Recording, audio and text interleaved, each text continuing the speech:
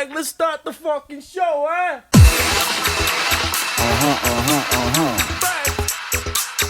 This is the sound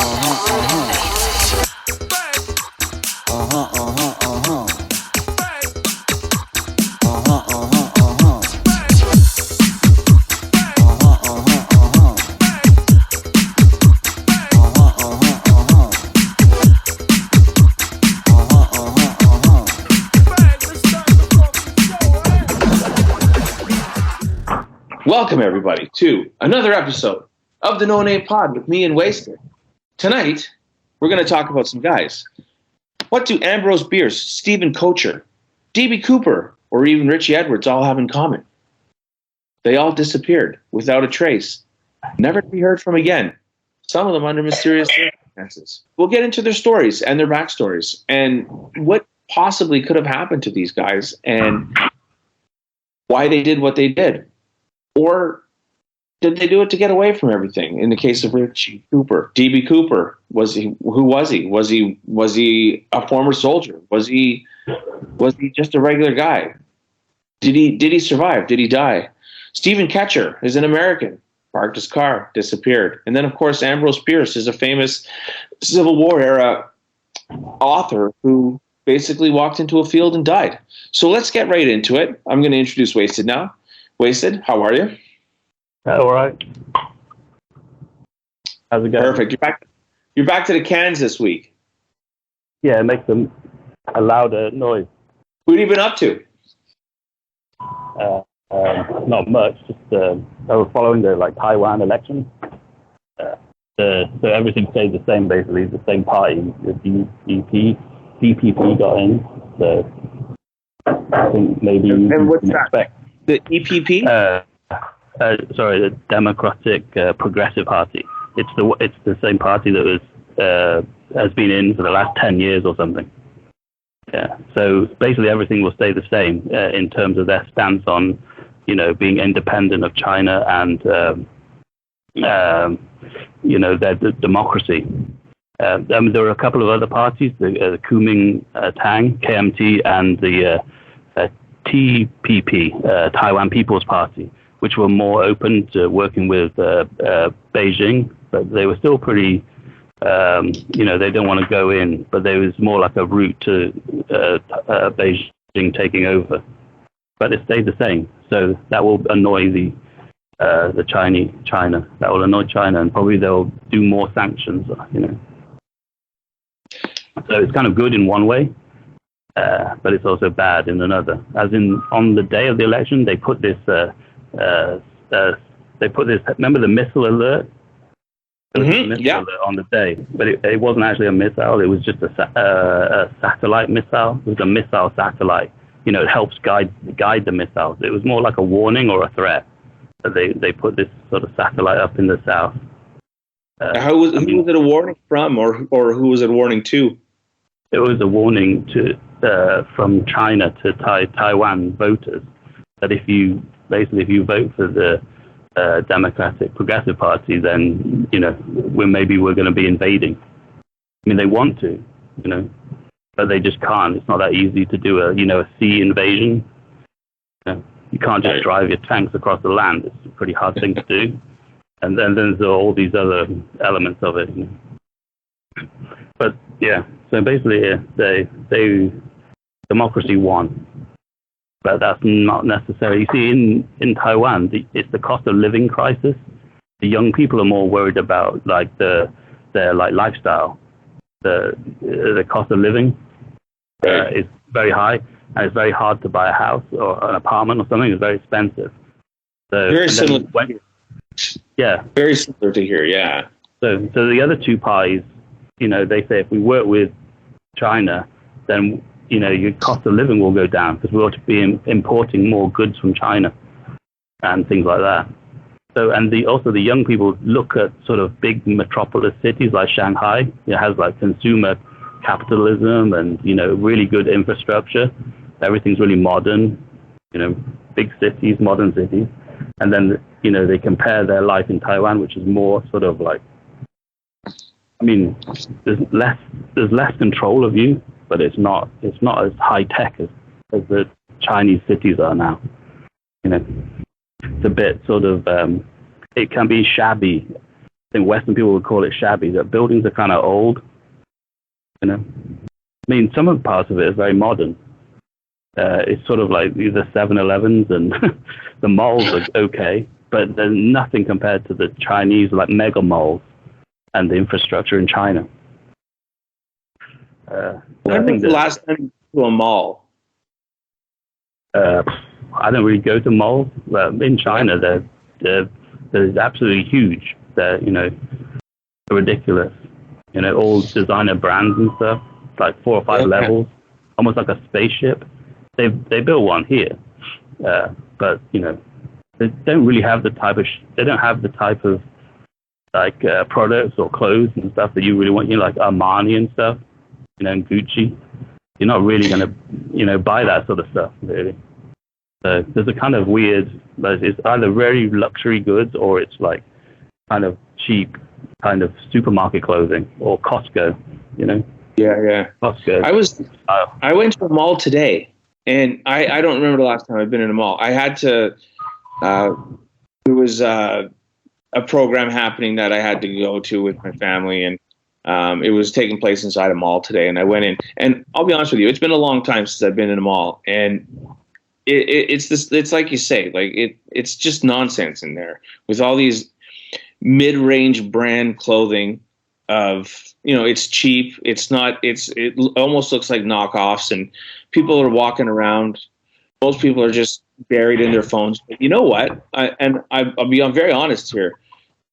I couldn't help but think that somebody was going to come in and like shoot the place up. You know what I mean? Like that's the world we live in now, you know? And I kind of felt like I was just looking over my shoulder all the time. Is somebody going to come in and do something stupid? Is somebody going to come in and, you know, try and, you know, you hear all these horror stories of stuff that's happening, places, you know?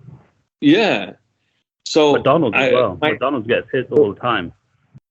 And it's man. Like I go into these places, and maybe I'm watching too much TV or the news, which I don't even really watch. But you know, I'm looking over my shoulder because I'm like, is somebody coming in, right? And why do I have to be on alert all the time? Anyway, that was my mall experience. It wasn't pleasant. Yeah, the Batman. Remember the Batman shooting? That made me not want to go into cinemas. That's right. And then over Christmas markets, the things you want to avoid as well. Always seems to be somebody driving a car through a Christmas market. Yeah, man. I had some like lineups to go to some Christmas markets this year, but we never did because like it's too much of a crowd now, and I don't trust people. Do you know what I mean? Yeah, it's like if you are putting yourself in a public space. You haven't got any control over it. Yeah, so, exactly. And there's all kinds of, I mean, in the UK, it's not really guns, but there are kind of like in and around the centres, there's a lot more kind of like homeless people with knives. Yeah, there's a lot more like petty sort of criminal looking people hanging around. I think that. Yeah, I think that almost scares me more is people with like when I hear of like an active shooter somewhere, you just kind of, maybe we're so desensitized to it now that it just kind of brush it off. But if I hear like a guy's running around with machete, I'm like, oh shit, like, oh man, I gotta like that's badass. You know what I mean? Like that's I don't know, man. A guy running around with a machete scares me more than a guy running around with a gun. Yeah, I'd rather get shot than get hacked with a maimed. Yeah. I'd rather have neither, but if I were to choose. Yeah, I mean, you could just get hit in the arm or something, but if you get like hit, if somebody flashes you with also the guy with a machete, he's definitely, there's no reason to be going around. But the guy with a gun might just be like holding up or shooting at certain people. But the guy with the machete is obviously just going to like basically like slash anybody he can get, anybody that he comes across. You know? That's what it sounds like. Totally like no reason to what he's doing. kind of like planned that out. You know, it's like a maniac with a machete. He doesn't have a plan when he goes into the mall. He's just going to go for anybody. That's right. That's right. That's the difference right there. Missing people. I find this topic very interesting because we have a couple stories that date back to the Civil War era. And then we have some stories that basically up until the 2010s. Now, I would think that going missing in the Civil War era or the 1800s or whenever would be a little bit easier than it would be today with social media and all the tracking that's on your bank accounts and the going away from cash, going towards more of a credit system. I think tracking you would be much easier than it would have been back then. And disappearing in today's society is probably pretty hard, but it happened. And it happened 14 years ago and 15 years ago now. Well, 2024 just started, so we'll go with 14 years ago. In 2009, there was a guy by the name of Stephen Koecher, and he just basically disappeared. Now, what happened was he drove his car into this cul-de-sac just outside of Henderson, Nevada. He got out of his car, and nobody saw him again after that. And there was like a little bit later, and this is all from people's doorbell cameras and stuff. Again, so hard to go missing because of stuff like this, right? There's surveillance everywhere.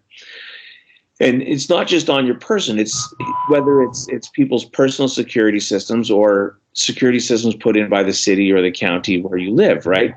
And so this guy got out of his car, parked it on a cul-de-sac, like I said, and walked away. And now somebody returned to the car about a half an hour later and left again. And it's presumed that it was this Stephen Koecher guy. So he just ups and leaves. And there's no trace of the guy. There's no pings on his cell phone. There's no credit card transactions, no debit card transactions, no nothing. The only clue that they had was him walking around with like a file folder, and nobody knows why. But the speculation is that he's from Utah and he drove to Henderson, Nevada. And the speculation was that he was looking for work because he was out of work at the time. And so the idea of him carrying around a file folder isn't that far-fetched. And the idea of him actually going to Henderson also not too far-fetched.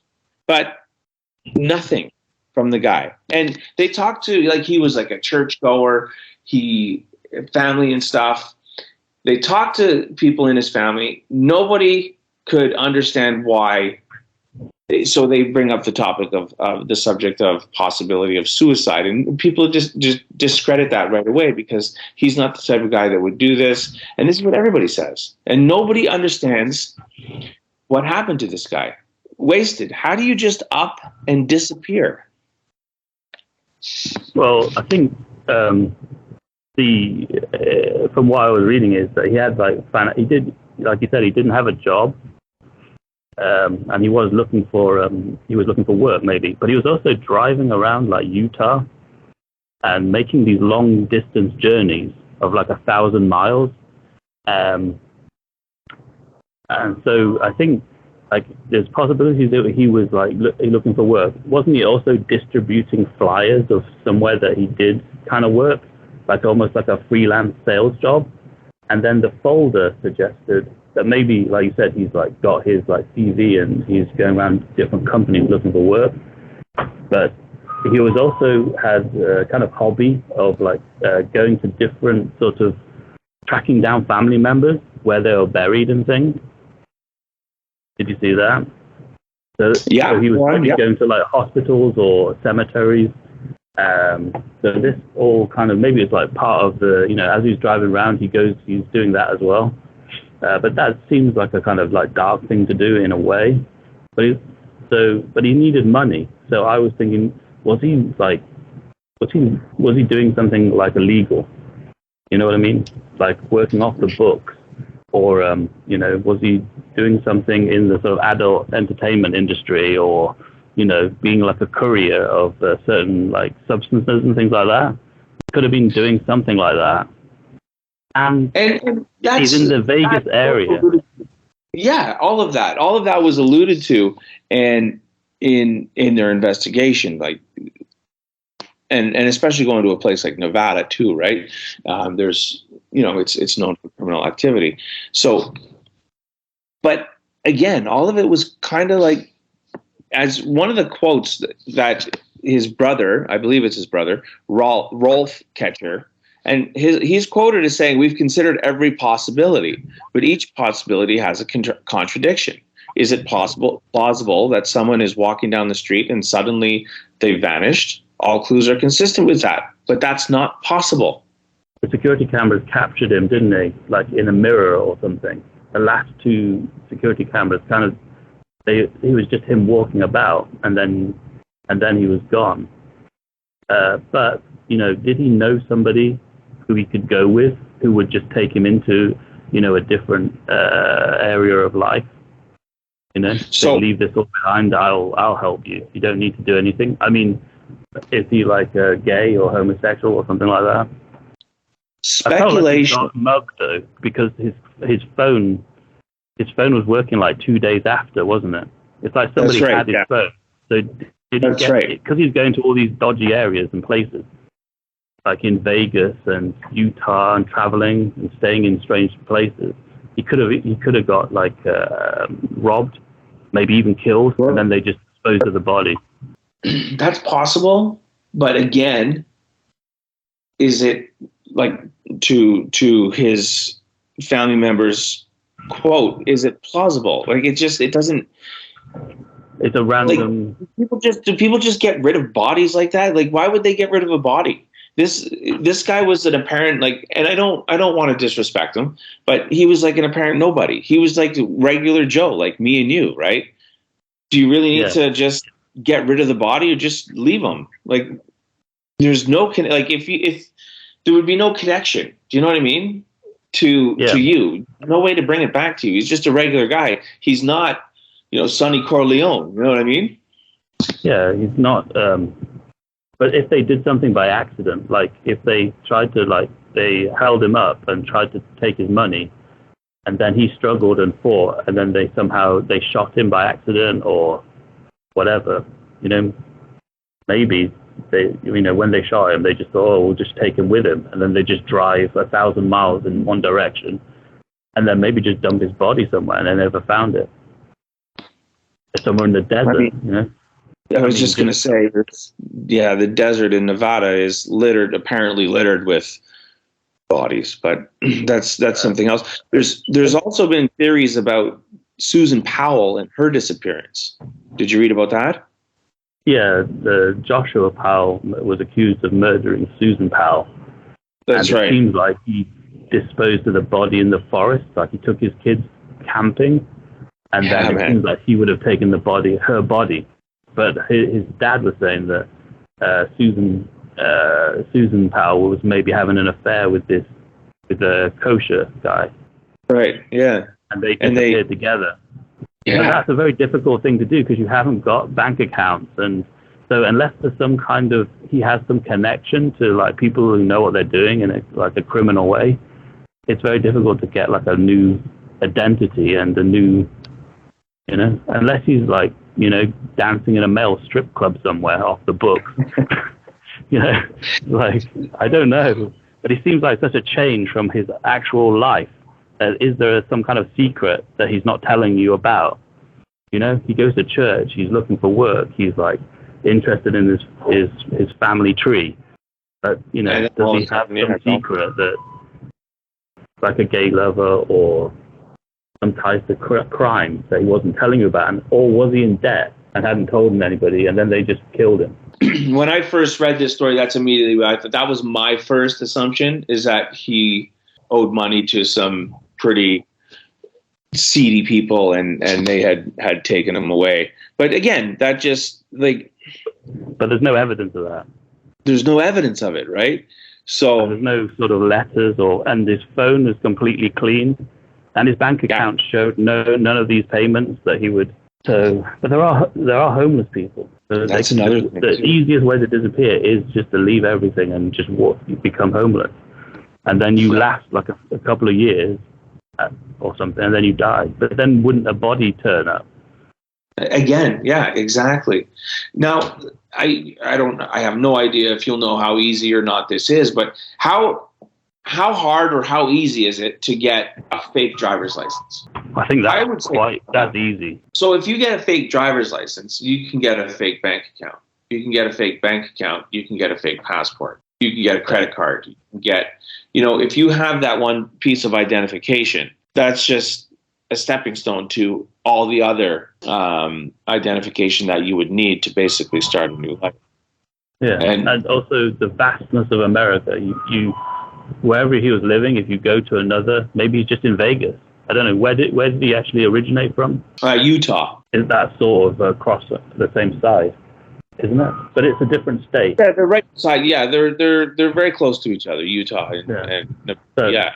I suppose once you've unless you're really, like you said, he's a nobody. Nobody's really going to care that much, And he doesn't need a bank account. If you get a job working in a restaurant off the books or whatever, he could have just become a drug dealer. Sure. So then you just leave the world behind. That the life you had. But that's another element of it. So would he be able to do that? Would you be able to leave your family behind? It takes some balls. It depends what kind of relationship he had with his parents. But his mum didn't seem to be really down on him. But she was basically saying he was trying to get work. She wasn't saying, oh, he's lazy, he never did anything. She wasn't criticizing him. No, not at all. Not at all. Trying to do the right thing. He may have reached a breaking point of shame. Sure. That doesn't. Yeah, but that would mean he really didn't like his parents. You never really know. You don't know what went on in the past, but there is this element of it's a bit like the narcissism stuff we were talking about with the self. The humans build up an image of themselves, and then when that image doesn't really work out, they sometimes want to destroy that self and move on to another version of themselves. Like people who say they go to Hollywood, people running away from their past lives. Yeah. Things didn't work out in one city. You just move to another one. It just depends on, I guess, how old was he? When people are about 27, 8 to 30, they can take these things very seriously. So, they're not a lawyer or a doctor or something, and they can't get a job, and it really does sort of wear them down. That's right. He was 30 when he disappeared, and so you're right on the ball with that. I mean, think back to when you're 27, 28, 29, 30, even up to 32, 33. That's when, like you said, that's when you realize what your life is and what you are going to become or what you already are, right? Because, like you said, you're not, if chances, and there's always the exception to the rule, and I want to recognize that as well, but chances are the vast majority of people, if you haven't gone to school by the time you're 30 years old to be a doctor, you are not going to be a doctor, right? And if you've been working as a truck driver for the past, if you're 30 years old, been working as a truck driver for the past 9 years since you were 21, chances are you're going to be a truck driver for the rest of your life. That's just the way life works. And now, like I said, there are the exceptions to the rule, and people do change up their careers. But the vast majority of people are pretty set in what they are going to do or what they are doing by the time they're 30. Am I wrong to assume that? No, and there's a realization that, this is who I am. But as people get older, they tend not to care about comparing themselves to the rest of the world and just accept the loser they actually are. Well, yeah, but I when mean, you're 30, you're like, oh no, that's right. I'm not hugely successful. I'm not James Bond, I can't even get a job, and everybody has like high hopes. But I think when people get older, they tend to, when they're like old and 70, they said, oh, I wouldn't worry about that, That's right. They don't seem to worry as much. But around late 20s to 30s, there's a lot of expectations put on them by family and schools, and so there's a lot of pressure. So he's probably a lot more worried about his situation than, say, maybe even his parents were. So they may have thought, hey, he's doing, he's trying, he'll be all right. But he may have been like very depressed about it. Now, I do want to point out that he did go to Brigham Young University, which is it's run by the Jesus Christ of Latter-day Saints. It's an LDS church. Okay, well, there's a criminal element right there. Absolutely, that's why I'm bringing it up. I mean, he could be lost in the Mormon world now, never to be heard from again. Right? Yeah. He could have in some village in Arizona that they own, and have 5 wives, and nobody will ever know where he is or what he's doing because he'll never leave there, right? Yeah, he could just be working in construction somewhere off the books with the Latter-day Saints. That's right. Yeah, he could have joined the cult, Well, yeah. If you don't know who he's really... The point is he's traveling these huge distances around Utah. So it seemed like he was trying to do something. And he would meet people along the way, and they might offer him a way out. But it just depends on his background with his ties to his parents. It's strange that he would just leave that church that he was part of and his family. There's an excellent book by the author named John Krakauer. It's called Under the Banner of Heaven: A Story of Violent Faith. Now, it's the story of Mormonism from its very beginning to up in what it is today. And Brigham Young University is mentioned heavily in the book. And that world is a world we know as outsiders. The inside workings of that world is something we know nothing about. And it's just like you said, he could be a construction worker for the Mormons, and no one would ever know. And he could be in that world as we speak, and no one would ever know.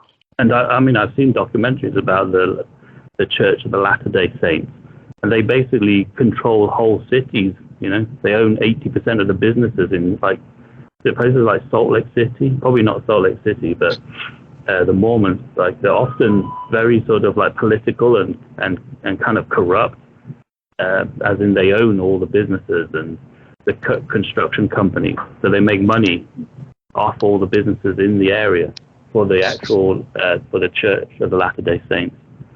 So they seem to be almost classed as a kind of mafia. Exactly. That's exactly what they are. They're an organized crime unit. This story, Stephen Koecher, who knows what happened to him?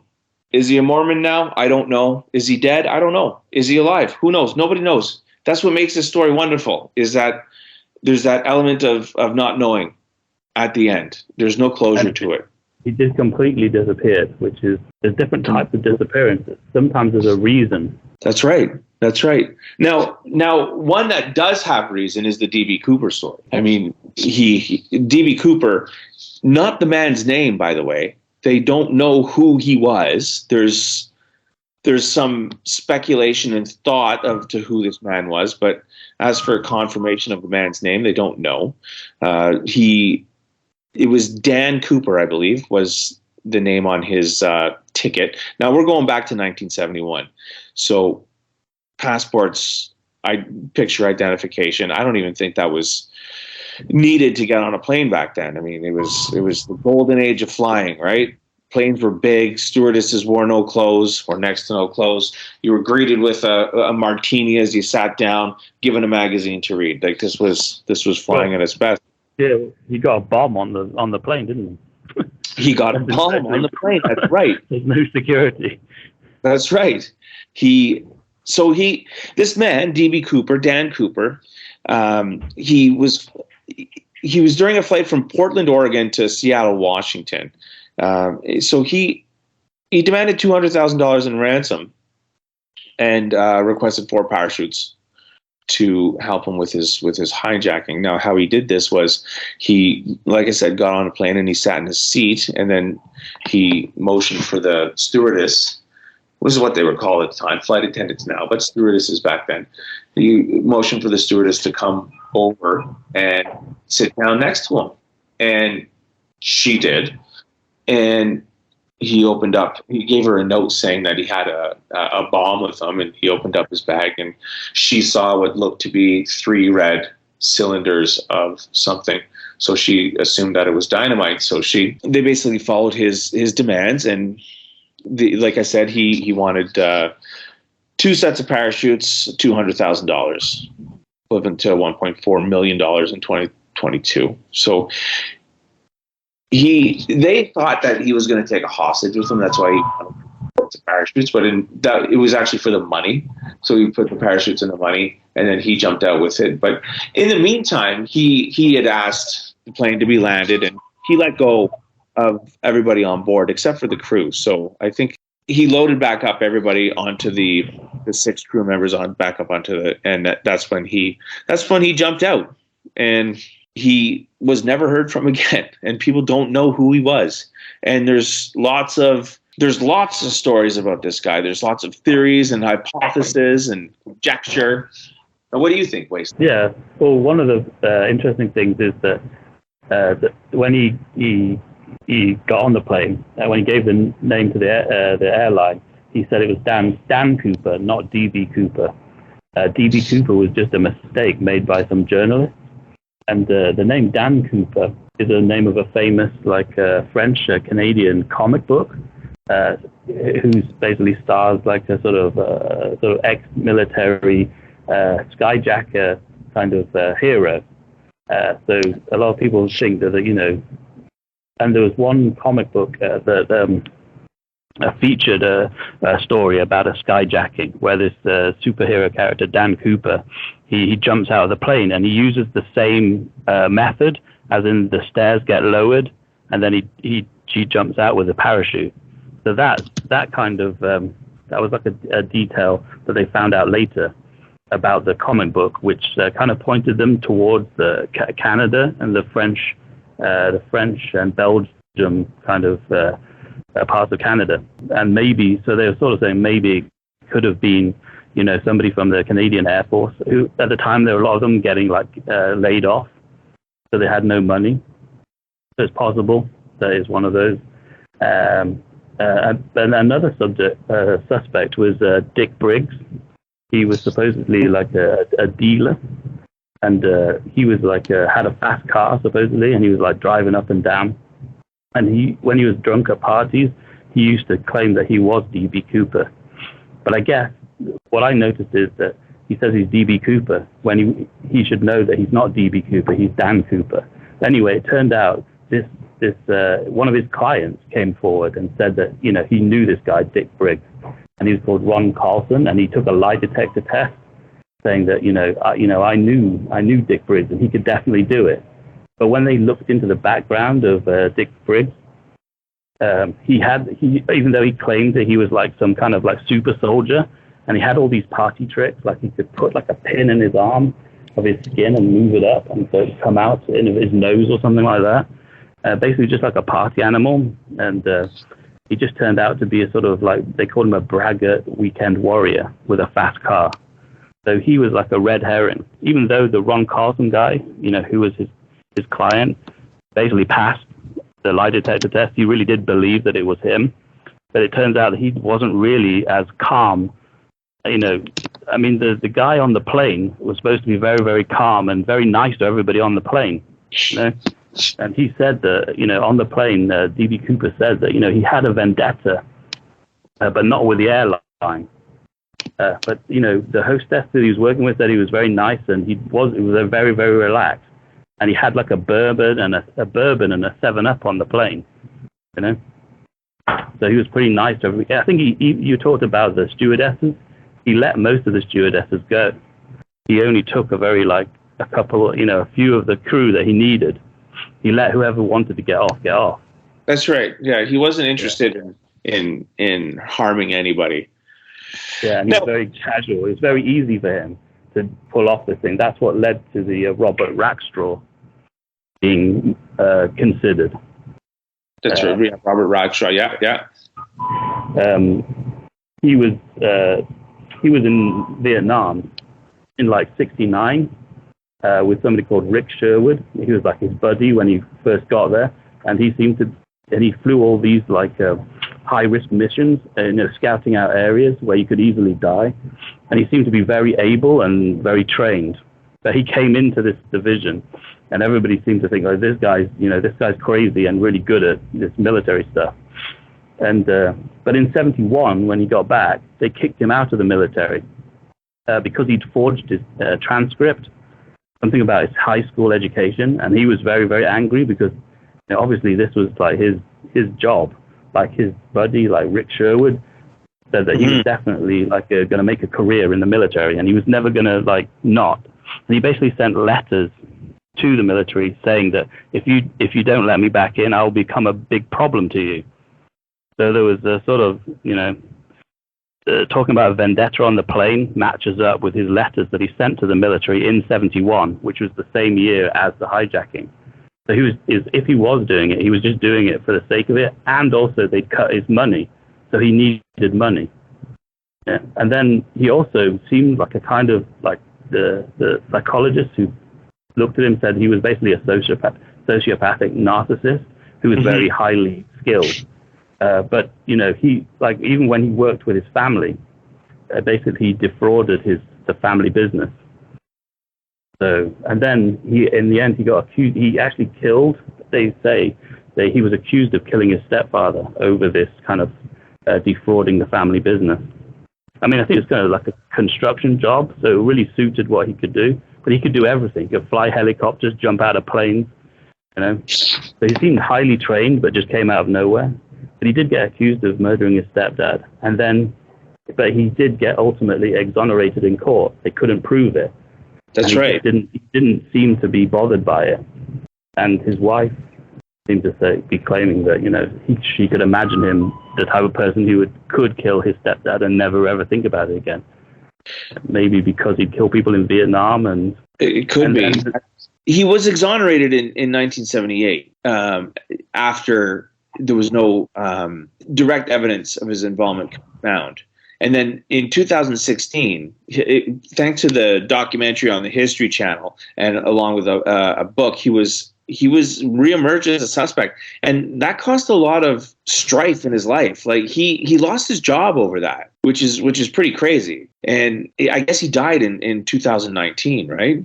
But the thing with the History Channel documentary is that they had that kind of private investigator, Tom Colbert, who almost seemed to spend his entire life trying to prove that it was Robert Rackstraw.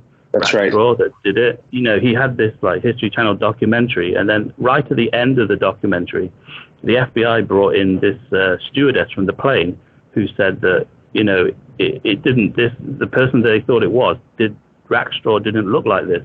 Rackstraw was supposed to be like 28 at the time, while she thought the guy was more like 40 years old. But his wife said that he actually he dressed up in disguises a lot. He had like a toupee and he had a fake mustache, and he used to go on these trips and go to like the Playboy Club in different cities and pretend to be like Ronald Reagan's private pilot, so that he'd get fully comped in the Playboy Club.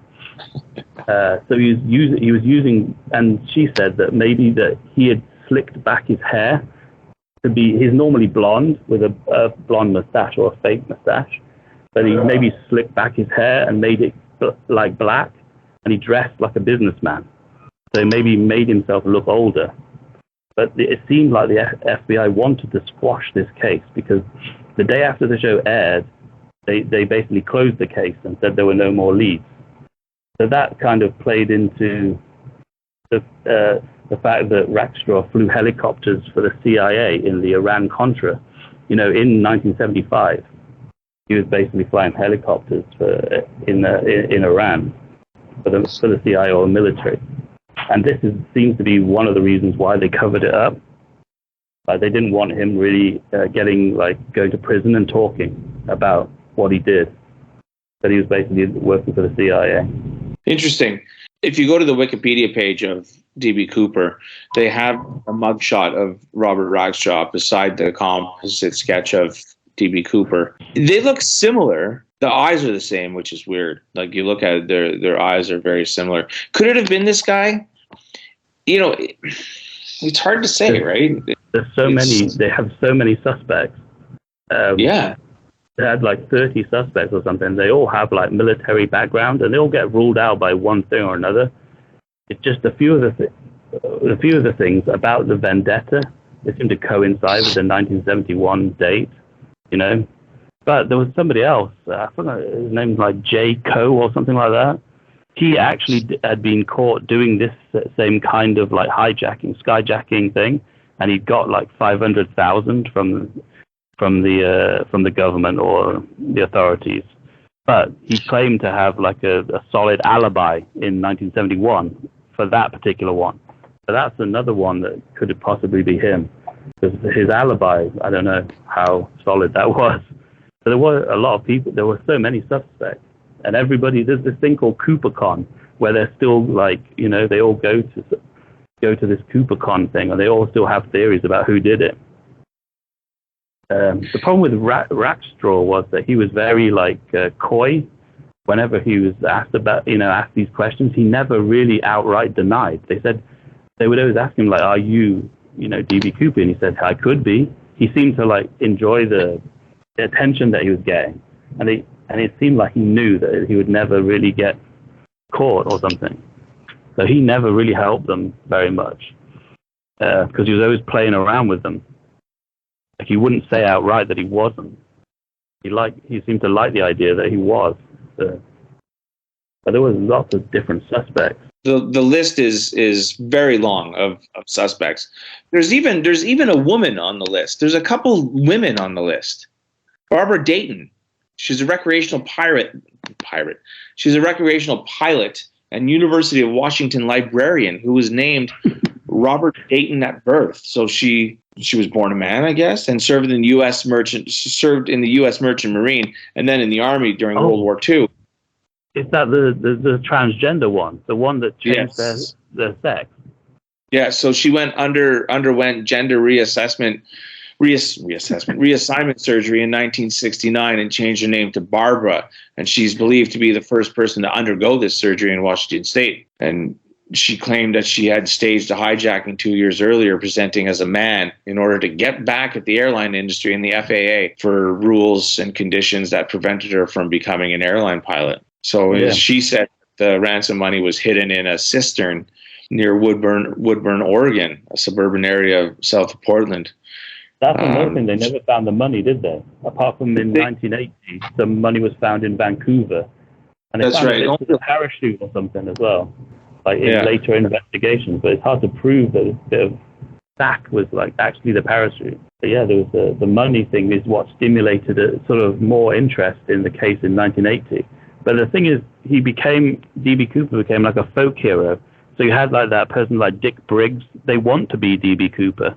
So everybody was like almost, he was such a cool folk hero that people sort of thought he was a slick guy.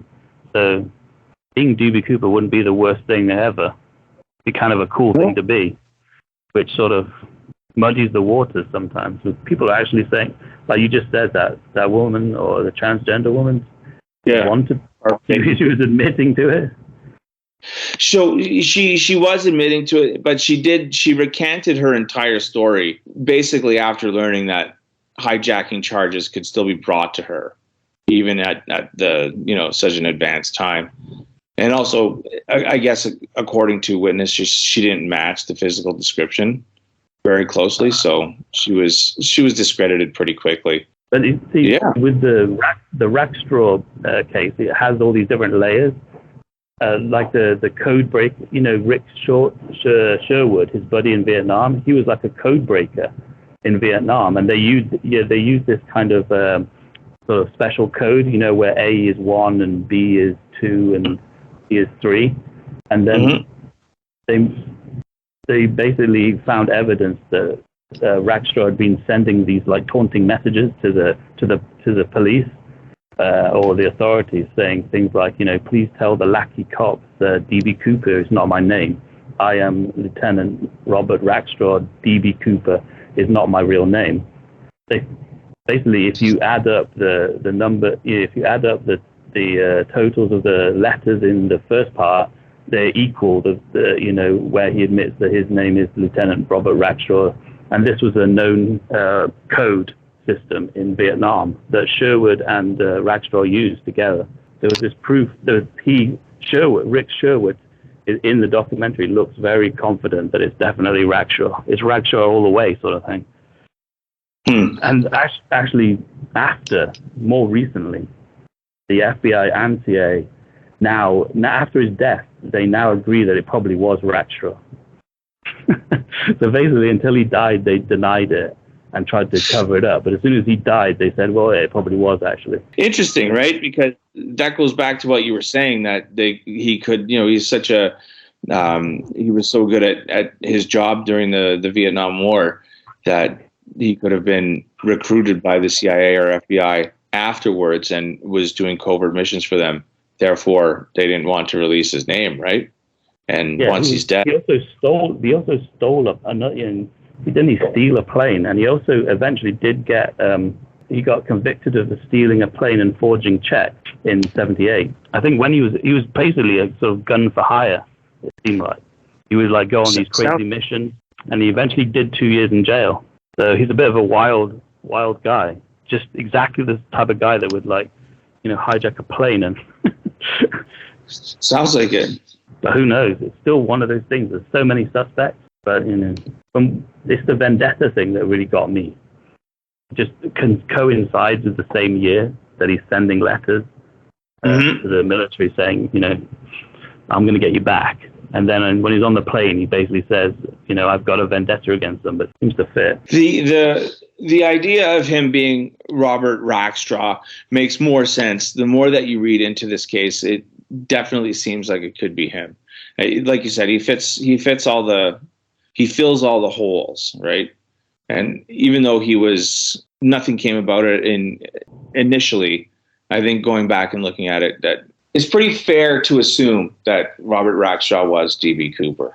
Seems like that. I mean, there aren't any other really good suspects. Everyone else has a sort of a problem. They've either got an alibi or they couldn't really pull it off, or even the actual jump. The jump was kind of dangerous into the Washington forest. It was an easy thing to survive. Area. So there's a lot of things going against people. But it could have just been somebody that they never even caught, though. Somebody who came down from Canada. The sort of Dan Cooper comic book theory. Is it somebody from the Canadian sort of Air Force, or somebody who worked at Boeing? The tie theory. The tie was covered in kind of plutonium or something, some kind of rare metal. So the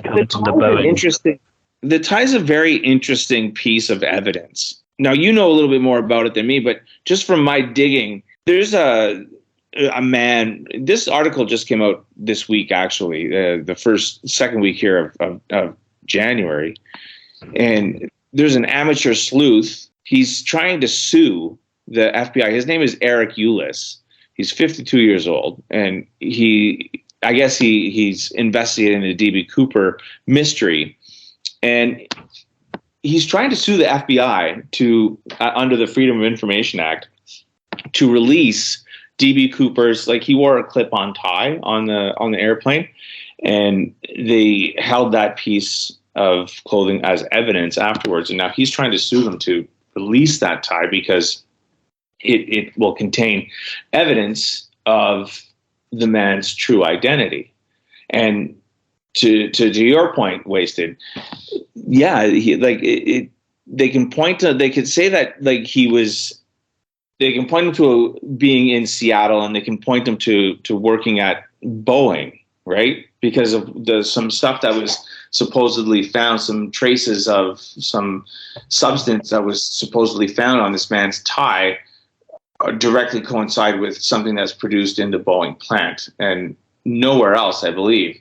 So they have a time and a place, and yet the FBI won't release this man's tie to this sleuth. What more do you have on that? I thought that they did at some point though have a bit of a scan of that, scan of the tie.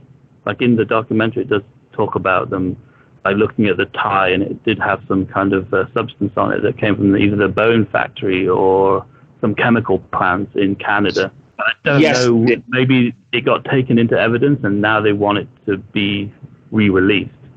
That's right. They held, they let this little bit of information about it, but they couldn't see the CIA person on the TV. She just said, "We don't even know if that was his tie." I think that's the reason why they don't care about releasing it. But they're never interested in this case. They always just seem to want to close it down. After the Discovery or the History Channel, the documentary with Tom Colbert, he spent his whole life investigating the case. After they shut down the case, I think, when was that? In 2016? They never really showed any interest in it. They just said, not really, there's no real evidence. There's no new evidence. There's no new leads. And they just don't seem to really care that much. And going back to the whole Boeing factory, there was a downturn in 1971.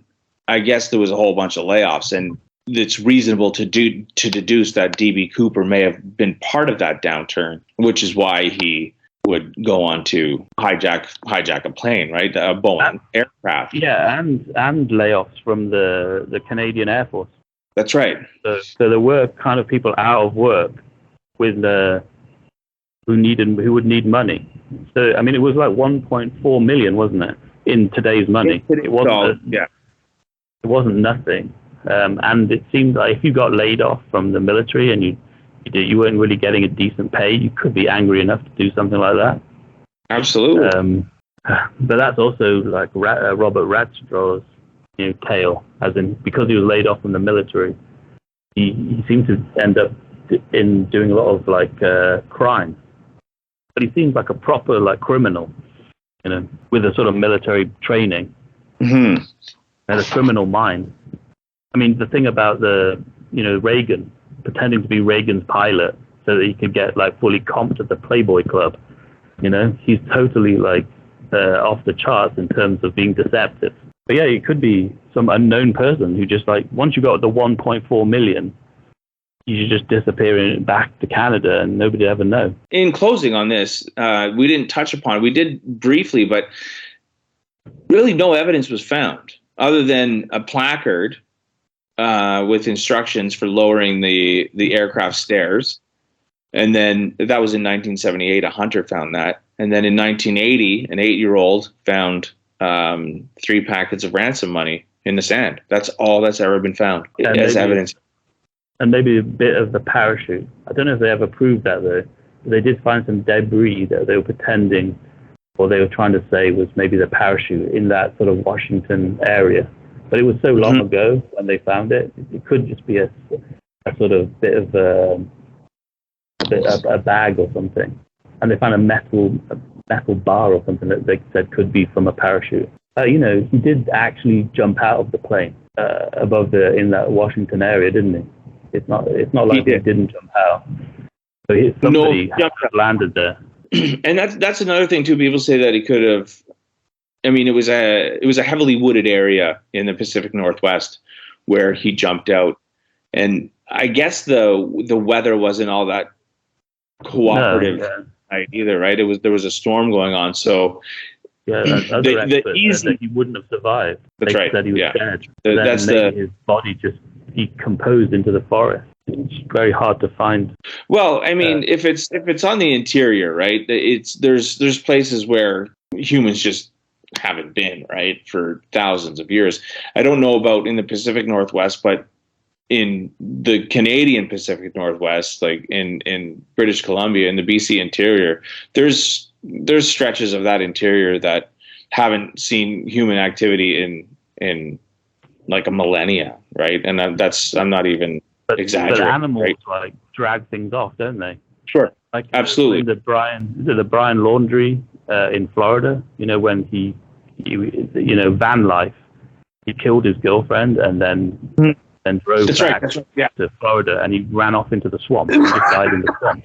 His body was found pretty much decomposed after a few weeks, and just a skeleton, and half of it had been dragged off or something by animals.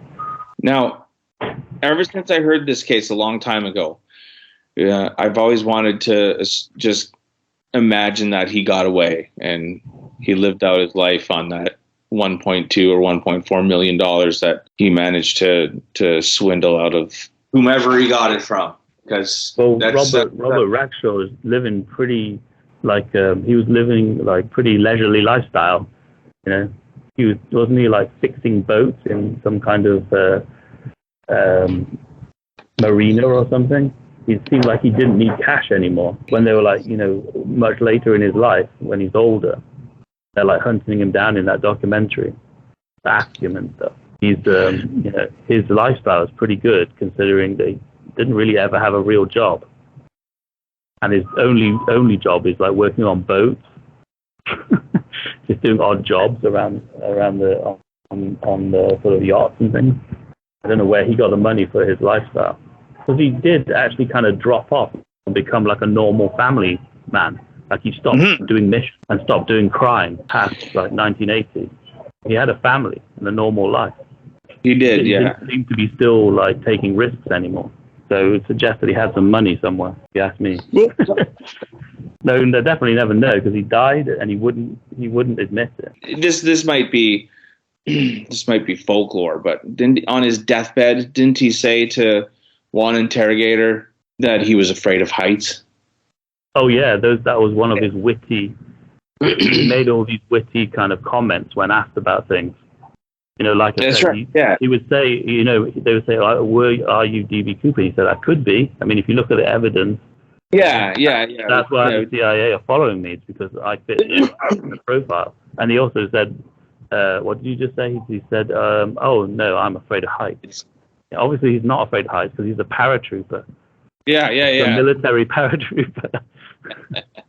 I saw that in the way, I guess the way it's worded here in the article that I'm reading it, because they mention his death in 2019 and they mention this quote in the same sentence. So I just figured it was on his deathbed, but who knows, right?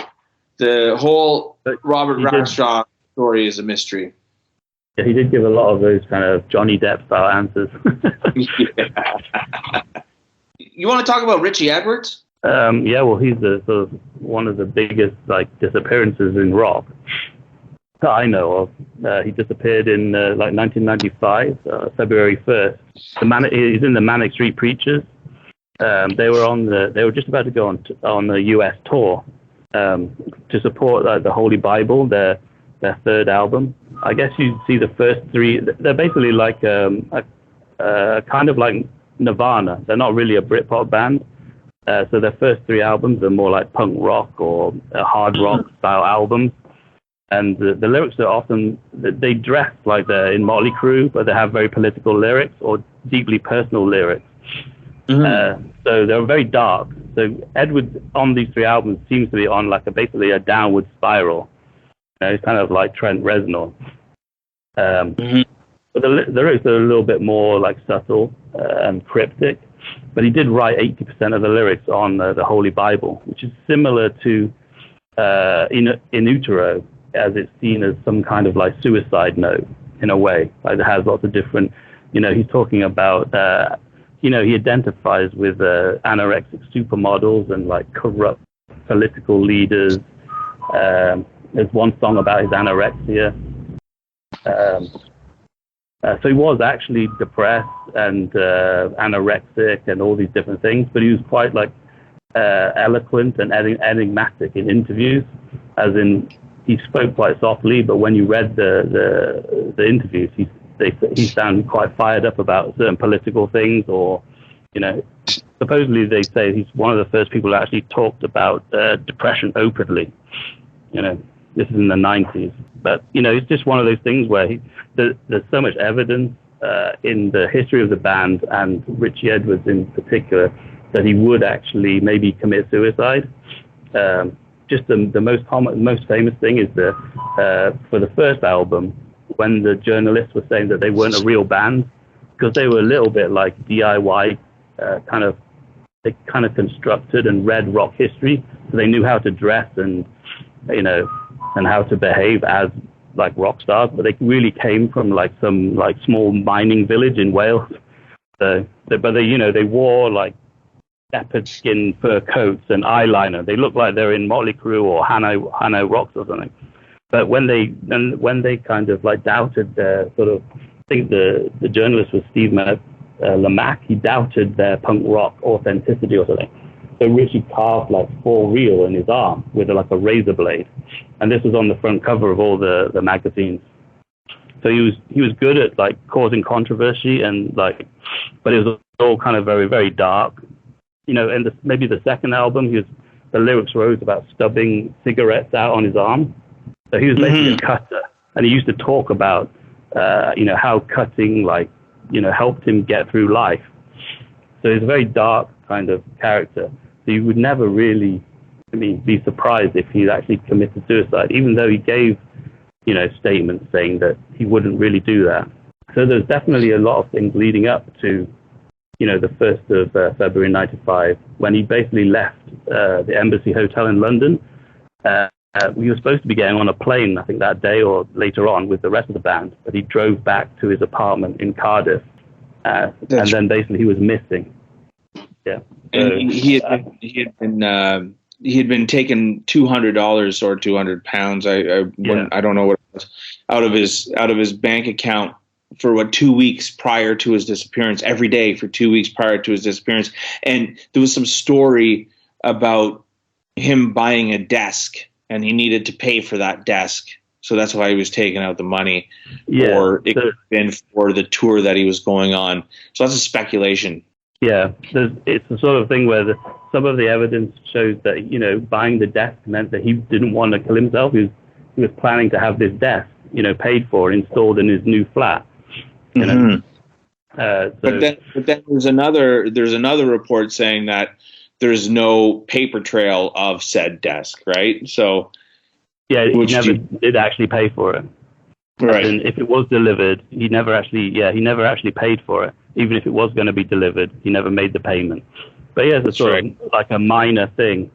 But there was sort of more evidence that he actually killed himself. Was he did? I think it was when he did get back to his flat in Cardiff, he left like a box. He put together a box. He'd just broken up with his girlfriend or something, and he left a box of books and letters and maybe like a suicide note or something like that, with a note saying that I love you, and he left it on his bed with his passport. Kind of part of the thing is he left his passport behind. There's another source saying that he basically gave his passport to another person at the hotel he was staying in Wales, saying that he won't be needing this. And he gave a book called something like a novel with cocaine, something like that. That's And in that story, it basically the author of that book he told this girl called Vivian to read the introduction, and it was about this author who handed in his book a manuscript for this book and then disappeared. So he was very good at sort of externalizing his feelings in these sort of like symbolic ways. Also, his sister said that he carried around with him this poem called Tulips by Sylvia Plath, which was about the struggle of somebody's like will to die with the flower of the tulip that wants to grow. So he was carried that on him at all times. So he's definitely not that optimistic of a person. But the Sylvia Plath references. Some of I think, I'm not even sure if this is true, but in February the 7th, if he disappeared on the 1st and drove back to his apartment, supposedly a taxi driver on the 7th.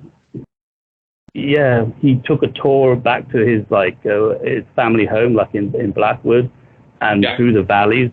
I don't know, it seemed like a whole day or something. And this taxi driver said that he had a fake Cockney accent, and but then it would slip back into Welsh. And eventually got dropped off at the Severn View Services, which is near the Severn River, and the Severn Bridge, which is a sort of a famous suicide spot.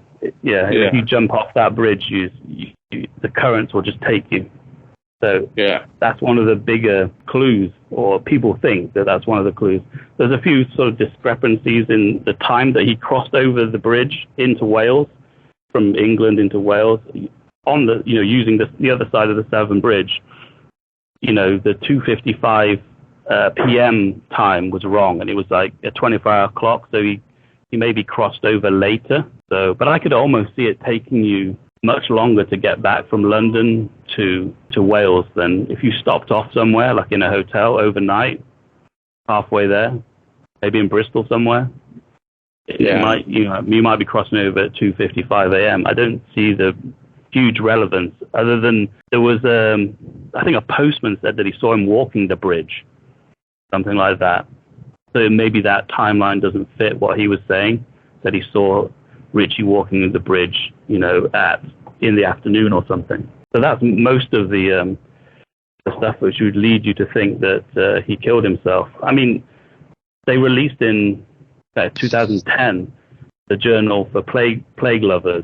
See, before he disappeared, he gave the band like 30 pages of lyrics, for the next album. Because he was basically the main lyric writer. Yeah, he was there was some kind of, for the first time, there was some kind of problem within the band, as in he wanted to do like a concept album, based on these 30 pages of lyrics, like Pantera meets Nine Inch Nails meets Screamadelica. James Dean Bradfield, who was basically the actual musician in the band, he's like the tune writer. He just wrote basically like hard rock style songs. He's like the engine of the band with the drummer, whereas Richey and Nicky Wire could play bass, but Richey probably couldn't play guitar that well. He was more about the lyrics. Like he went to, I think he went to university to study political science. So, mainly he was mainly like as a creative director of the band rather than an actual songwriter. But he was initially driver and roadie before he was accepted as the band spokesperson and fourth member. But what's so weird about him is that he didn't really have much musical talent. You said, his real contribution was the lyrics and design, right? Yeah, the concept of the band. Apparently, during some early performances, he just mimed playing guitar. Like, he couldn't play guitar, so he just mimed it on stage. Yeah. Like, he wasn't playing. It was he's a little bit like the Izzy Stradlin thing, where he's like not plugged in. Yeah, it's exactly what I thought. But yeah, when I saw them live, it is really James Dean Bradfield was like, his top off, screaming into a microphone, and he's the one that's just riffing on the guitar. Right. There's very low level, the rhythm guitar is very basic, and they're not really complicated songs. It's basically like punk rock or hard rock to start with. But I think James Dean Bradfield was like a decent musician, and Sean Moore is a good drummer, So they're the ones who, I think probably Nicky Wire is a decent bassist. So that was the band. It was more like a Nirvana style, one guitar, one bass. And then Richey was the one who came up with the sort of concept of the first three albums of the trilogy. The first album is kind of like a concept album, as in it's a kind of like it's really like meant to be like a sort of like a like they had that song "Condemned to Rock and Roll," which is like this is their only choice. Rock and roll is what they were like born into, because it's their like only hope. And there's also like socioeconomic kind of political statements throughout the lyric. It's basically how they were. The first album is really like how they want to sell out to become a huge band. Even though they come from a sort of DIY kind of indie background, they made this decision to sort of look and act like rock stars. But underneath it all, they're actually more like Joy Division or Nirvana in the way the lyrics, the darkness of the lyrics. It's a sort of anti-rock and roll, but the image is very rock and roll. which after because he was supposed to be like very successful, they were thinking about like, breaking up after the first album. The idea of the album was meant to be like sell, I don't know, 100 million copies and then break up. So everything was very conceptual and intellectual, and that was basically what Richey and Nicky Wire kind of cooked up. The idea that they were huge sluts for the industry. But they weren't really. It was just a sort of... So that's why they were getting criticized early on. But in 2010, with the Journal for Plague Lovers, it's almost like a Holy Bible too, as in those 30 pages of lyrics that he gave them, they eventually turned them into an album. And it's basically similar to the Holy Bible in terms of its darkness. Because they think, they do sort of like pop rock, but on some albums, and then they bring back Richey's songs when they want to do something dark. Now, they released since the Holy Bible in 1994, like they've released a number of albums on it. Yeah, it wasn't their commercial peak. Their commercial peak was, I suppose, the next record had like 4 songs written by Richey, all about the same subjects as he always did. There's one song, Removables, about cutting, then Small Black Flowers in the Sky is about him being like identifying with like a caged animal at the zoo. That's how he thought of himself as a rock star. And then the other one, Kevin Carter, is about like he was a photographer in the Sudan who committed suicide because he'd seen too much, which is what Richey's theme was on the Holy Bible.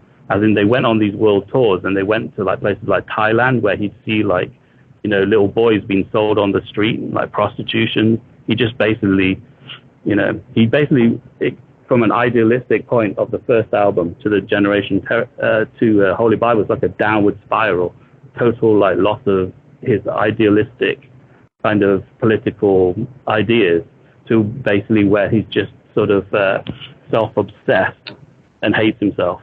That kind of like downward. So that all sort of leads to think that he did commit suicide. But on the flip side of that, there's also evidence that he maybe he basically staged his own death, because there was some kind of problems between him and Bradfield about the direction of the next album, as in he wanted to do that huge like concept album, but Bradfield didn't really want to, and didn't want to do like all this sort of like suicidal lyrics all the time, because Bradfield is more like a sort of normal, just a guy, He isn't as dark as Richey or as political as Nicky Wire was. He doesn't really care that much. He grew up like listening to like Motown and Elvis and playing guitar. That's right. He doesn't care about all this political stuff, I think. So there was some elements that when he disappeared, you could think that he was basically, they had offered him a bit like Izzy Stradlin, where they offered him, maybe you can just write lyrics and we'll tour and you can take a rest. So maybe he felt like rejected or something in a way, or maybe he felt like he was holding them back, I suppose. But in the making of the Holy Bible, he did go to some like White Church Hospital, like a sort of rehab, and this is some of the evidence to suggest that he disappeared on purpose. Is that he met a woman from Israel, and he started to get tattoos of Israel on his arm and things. And I think that he was actually sighted. One of the sightings after his disappearance was that he was seen in Israel. There were groups of people that said they knew this person called Rick. so that's one of the bits of evidence would say that he disappeared. But there were sightings around in Thailand, India, Lanzarote, and also he was kind of obsessed from an early age with disappearances. I think when he was 9, he wrote a poem in school about how he wanted to go across the river, go across the bridge, the Severn Bridge, and escape to England. And then when he was 14 years old, he wrote another story about escaping abroad. So there's all these things in his background. Also, a lot of his family members had Asperger's, and they thought that maybe he had Asperger's syndrome, and they often can't handle like the outside world, and they lock themselves away. He had like an Aunt Bessie or something that lived as a recluse for like 80 years, and he seemed to be very obsessed with her.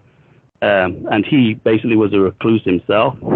So he had a whole pile of books in his apartment where he'd like kind of mark the pages where about how, he had books on how to like stage your own death and get a new passport. So he had he always had conversations about how to stage the perfect disappearance. And he was also interested in like books like Koecher in the Rye. That has parts of it. He was obsessed with that book, and I think in that book the idea is that him and his girlfriend would just leave society and go get a house somewhere in the middle of nowhere. He also was obsessed with Rimbaud. He also kind of left society, I think. And one of his famous, also one of Richey's most famous favorite movies was 1983's like Eddie and the Cruisers, which is about a 60s rock star that disappears. And he was also obsessed with the show Fall and Rise of Reginald Perrin. And also, one thing that I noticed is that his last interview was in Japan with a Japanese magazine or TV station or something. He had actually, like at that point, shaved his head. It would be easy to wear a wig if you shaved your head. Absolutely, yeah. So it seemed like, but he wasn't looking good towards the end, He's covered in all these scars and tattoos, scars from the cutting, and he's really like anorexic, He looks like, because that's the darkest thing, is that he was reading those books by like Primo Levi about Auschwitz and things like that. So he basically looks like an Auschwitz survivor or something. Or, he's in a prison camp. It's like he's identifying with the prison camp in the Holocaust. So he's like, his cheeks are sunken. He doesn't look like he ever eats anything. But he shaved his head, which I always thought was. But there was also rumors that he had like a Japanese girlfriend, and that he'd basically like left to be with her. That's one of the sort of rumors. Out of the three people we talked to today, D.B. Cooper, Richey Edwards, and Stephen Koecher, who's most likely to still be alive? Well, in terms of Richey, I think, just like I said with the Koecher guy, there's parts of the story of Richey is that some of the things is like with Koecher, he could have just become homeless, like just walked away from everything. And that's one way. If you just walk across the Severn Bridge back into England, and maybe you meet somebody who's homeless, and you just go with them, and you're gone. So he could still be alive, or he may have just become homeless.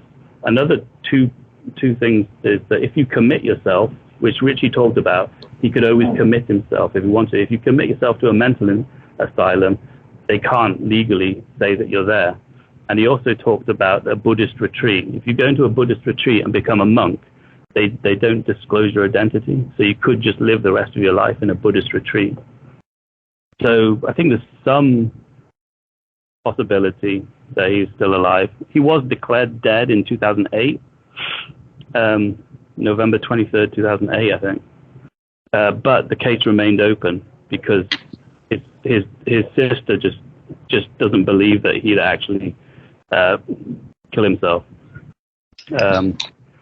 So I think Rackstraw is actually dead. So he didn't kill himself. And I think how did he die? I was trying to look for how he just died of old age. Yeah, he just got older and older. I don't know what medical condition he had when he died, though. But it's not something like he killed himself or something like that. He just got old. Yeah. So, like we said, the Koecher could be working on some kind of Mormon construction site somewhere and just given up on the sort of like, normal life and just, join the Church of the Latter-day Saints or something, or a cult. It seemed like he met with somebody that took away his phone or something happened and there's some sort of event there because he just, unless he just threw his phone away and just walked away. either to become homeless or to join the Mormon cult. Richey probably jumped off the bridge, you know? Yeah, probably. Now, That's it. one thing we didn't mention about Richey was that so you did touch upon that Journal for Plague Lovers that's the album that was released in 2009. That those are the lyrics from left over by Richey. All the lyrics on that album are written by him. And then, like, strangely enough, as of 2005, the remaining members of the Manic Street Preachers were still paying 25% royalties into an account of Richey's name. Yeah, That's crazy. Just in case he wants to come back. And they also, I think, when they play on stage, they still have his mic set up. Just in case. I mean, it would be kind of glorious if he just came back one day. That would be a huge tour. Yeah, it'd be great. It would be one of the greatest things ever if he came back. But yeah, their actual commercial peak wasn't the Holy Bible. In a way, the Holy Bible was them pile driving into the floor with this really depressing album. Yeah. The album after, Everything Must Go, kind of had a few of his songs, like I mentioned. But then it was the one after that, This Is My Truth, Tell Me Yours, where they're almost like they've turned into almost like a Britpop band. You know, they have their first huge single, If You Tolerate This, Your Children Will Be Next. I think it's about the Spanish Civil War or something, but it's such a sort of commercial, like, huge stadium rock song. Yeah. And on Everything Must Go, it was the Design for Life, really. Design for Life, yeah. Yeah. And those are, Nicky Wire is more of a became more of like a conservative figure. You know, he's still kind of he still moans quite a lot, but he reads like the Telegraph, you know, a conservative newspaper, and he's just a normal person who likes sports. So a lot of the songs there's a lot of songs about sports, and that's sort of what they turned into, sort of like an Oasis type, like, sports rock band. I remember Nicky saying that, like, you know, the greatest day of his life was when the song Australia was used on Grandstand, which is like an all-day sports show. They had their commercial peak then, and then they just kept on making albums. You know, they sort of kind of rotate through. They do a sort of like the Journal for Plague Lovers is more like Holy Bible, but then they'll come back with I think Postcards from a Young Man is more like Everything Must Go, sort of expansive, like power pop or something. So they just continuously bring out new material, and also lots of B-sides as well. And even though they don't always put their lyrics, they don't use Richey's lyrics on all the albums, there's a lot of songs that kind of are written about him by Nicky. Nicky Wire writes songs kind of about him. I think it was like on Journal for Plague Lovers. I mean, the Suicide Note song is William's last words, and it says, some of the lyrics are something like, "I'd love to go to sleep and wake up happy." But yeah, that's if you listen to that song. If you listen to that song, it seems like a suicide note. Yeah. So Richey left for the band.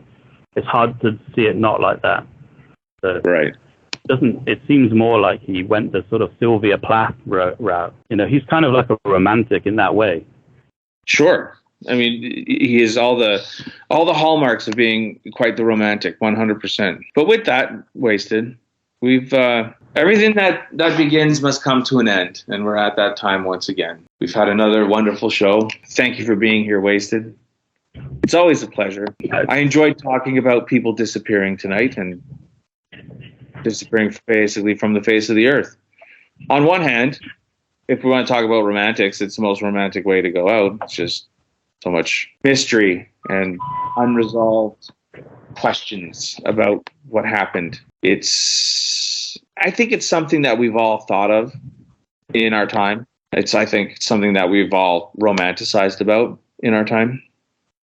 But to actually get up and do it is a whole other level that most of us will never, ever achieve. But this makes for an interesting story. And if it gives us a topic to talk about, well, I'm all over that. So in closing, what are your thoughts tonight, Wasted? I just think there's lots of different reasons to disappear, and I think in nature there's a lot of coincidences, but in human life there's a lot of repetition. So even if you do stage your own disappearance or stage your own death and start a new life, probably the same problems that you came across in your first life would probably happen in your second life. So then you'd realize that you haven't really escaped anything. You've just moved on to a different set of problems. That's and right. You might end up in Richey may have gone to Thailand or something, but he'd still be bored. And Yeah. And he'd probably still hold the Thailand government responsible for everything or something like that. So, and maybe DB Cooper is it's a different type of, he just wanted to change, himself in terms of, how successful he was, I think. He wasn't allowed to operate at the level that he wanted to. So he just did it in a different way. And then the Koecher guy, I don't know. He seems like the worst one, as in he seems like he would be severely depressed to run away and join a Mormon cult. That he would just completely leave because if all the travel was about, searching and trying to find a job, he was trying so hard that maybe he just snapped and, decided that a whole new life would just be, create a new start. You never know. And like we talked about, that Mormon world is so tight-lipped about the inner workings of what goes on there that he could be hiding in plain sight there. We'll never know. But one thing I do know, Wasted, is that you and I will be back for another episode. But this one's going to come to an end right now. So I want to thank you. We'll talk about the Wasted Show. Well, how's the Wasted Show going? Well, I started off the new year with a show about a Taiwan election and the Russian ideological subversion by Russia in the last 20 years. Perfect. Sounds interesting. But probably the next episode will be more like a 2024 end of the world style episode. All right. Well, look for the Wasted Show. It's on Rumble and YouTube. Rumble, mostly. All right. It was a fun show tonight, Wasted. Thank you for being here. I'm not going to lie. I'm absolutely bagged. I'm tired as they come. Hey, I talked to you last night. It's about minus 50 degrees Celsius here. It's so cold. I've never felt cold like this in my life. I live in Canada. It gets cold every winter. And we got an emergency alert last night that there was going to be rolling blackouts during minus 50 degree weather, which is absolutely insane. So Agenda 2030, everybody, let's go all electric because this is what's going to happen. We're going to overwhelm our grids and we're not going to be able to sustain ourselves because we're going to have rolling blackouts in minus 50 degree weather. And for those of you that are on the Fahrenheit scale, minus 50 degrees has got to be what? Probably close to minus 60 degrees Fahrenheit. Because I know at minus 40, they start going the opposite way. Minus 40 is minus 40 on both Fahrenheit and Celsius. So it was cold, and rolling blackouts are coming in the middle of winter. So get your electric car. They'll sort of give them an excuse to just shut down the internet to save money or something. Yeah, well, yeah. I couldn't believe it. So they've had those blackouts here. Once I got trapped in a 7-Eleven. The electric doors wouldn't open to let anybody out, so we just had to stay there. But then I think the person behind the desk came out and they knew how to release the door without the electricity. But for 10 minutes, there was 10 people in the 7-Eleven just trapped because of the blackout, the power. Unbelievable. So I don't know what happens when there's a real blackout. I've been in one, and your phone, everything runs out. All your devices run out of power, and then you just like got a candle or something, and you can't watch TV. You can't get on your phone. You've got like a battery. Like I've got like a small battery I plug to charge up my phone, like independently of the mains, and then that goes flat, and then you're just sitting there with no electricity. I don't know what you can do. Nothing. Basically, you can't talk to anybody. You can't watch Netflix. You can't do anything. Nothing. The world we live in. Maybe it makes me just want to disappear. You know what I mean? All right, Wasted. Okay. All right. Thanks. We'll talk to you soon.